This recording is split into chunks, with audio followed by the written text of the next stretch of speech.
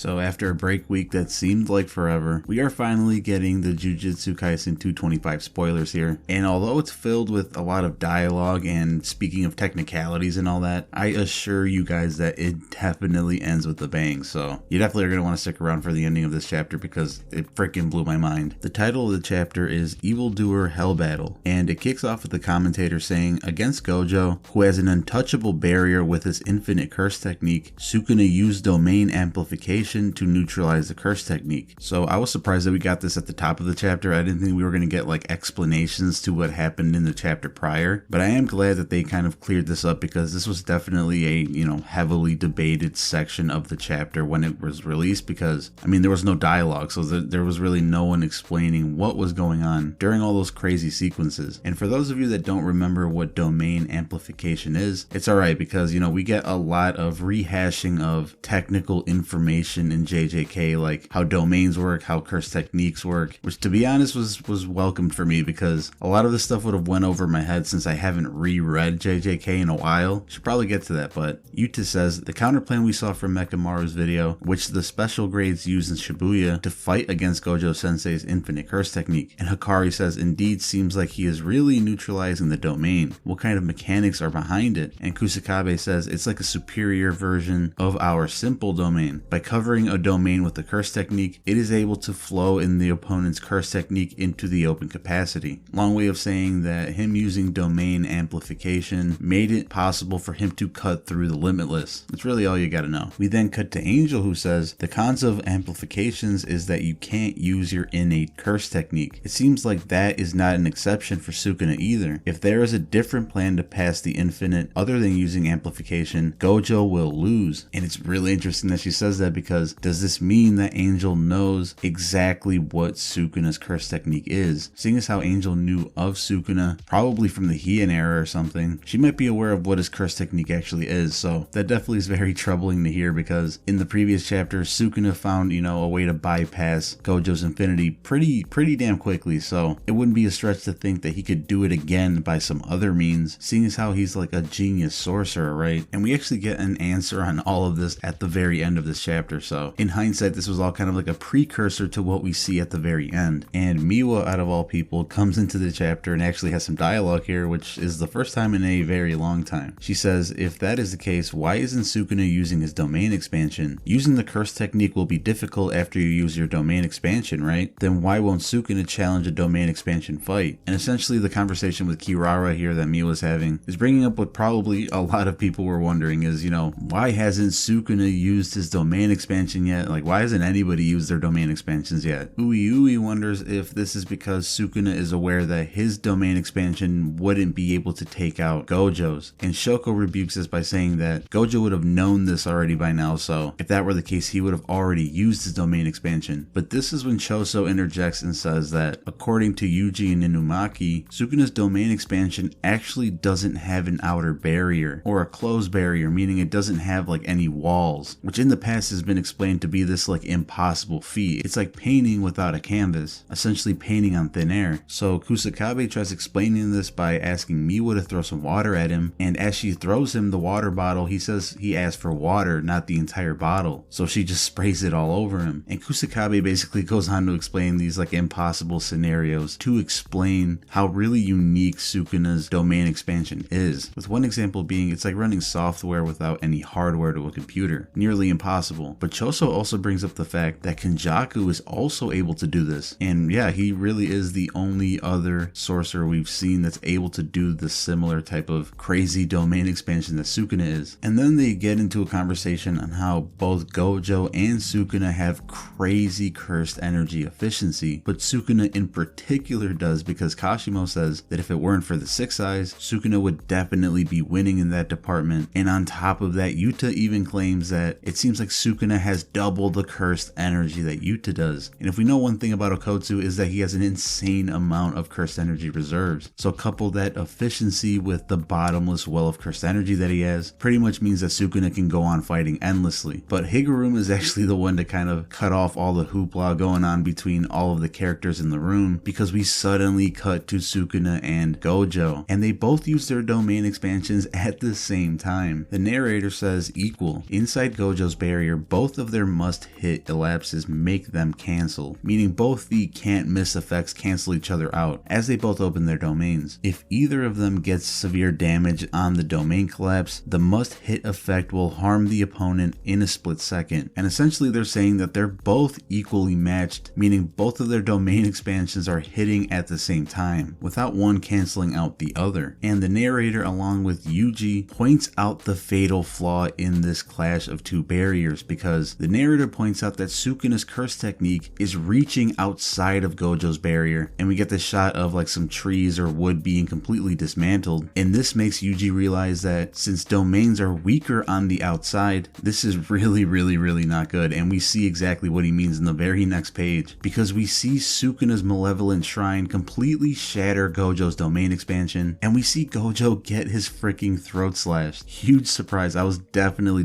not expecting that. And of course Gojo can probably heal himself with reverse curse technique, but that's assuming that that's all the damage that he's about to take from Malevolent Shrine, because we gotta remember that when Sukuna uses this, everything in its path gets completely cut to shreds, like in a tiny minced pieces. So is this the full extent of what his domain is going to do to Gojo, or do we just like cut the chapter off right at the beginning of all the damage? We don't have to wait 2 weeks to find out this time, because the editor's comment here is that there is no break next week, which I'm very happy about, because this was definitely a cliffhanger that I'm not looking to wait 2 weeks to wait on. But man, it's super late at night, but this chapter definitely had me super hyped and not being able to go back to sleep, because I honestly just do not know what's going to happen after this. You'd like to say that Gojo's going to recover instantly and somehow get the upper hand in the next chapter, because it seems like they're just kind of switching back and forth in terms of dominance. But man, with Gege, with the way Gege writes, I just don't know. But that does it for the spoilers, guys. If you guys enjoyed this and want JJK spoilers each and every week that they come out, then make sure to subscribe and turn those notifications on. Let me know what you guys thought about this chapter in the comments below. Super exciting stuff. That is it for today's video though. Have an absolutely wonderful night or morning, whatever, and I'll see you in the next one.